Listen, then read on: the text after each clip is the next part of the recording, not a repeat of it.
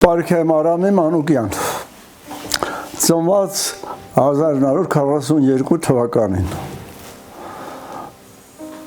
տան միակ արու զավակն եմ եղել, 4 քույրերի եղբայր, օրս դատապարտել են, դեռևս 6 ամսական եմ եղել, 10 տարի նստել եմ Բերդում, առանց որևէ մեղք գործելու, խաբեությամբ մի ստորագրություն եմ վերցրել, ինքը եղել է փռի վարպետ, հացթուխ է եղել, թե ստորագրություն տու, որ դու տարել ես պայեստից ցորեն, որ ալուր աղաս հաց թխես, 2 տոննա, միամիտ մարդը բռնել գրել է, որ ես ստացա 2 տոննա ցորեն, բայց 2 հատիկ չի ստացել, ու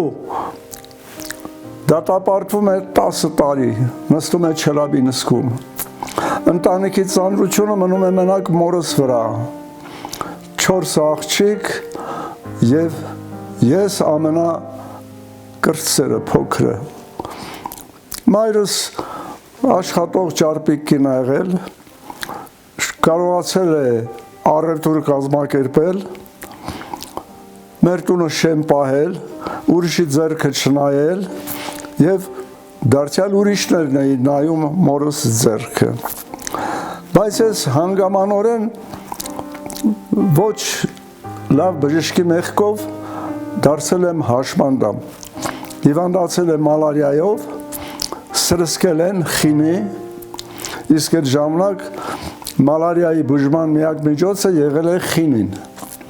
խինին սրսկելու դեպքում կամ աչքն է կուրացել, կամ ձեռքն է թուլացել, կամ ոտք, իմը սենց այդպես էլ եղա, ոտքս չի աշխատել,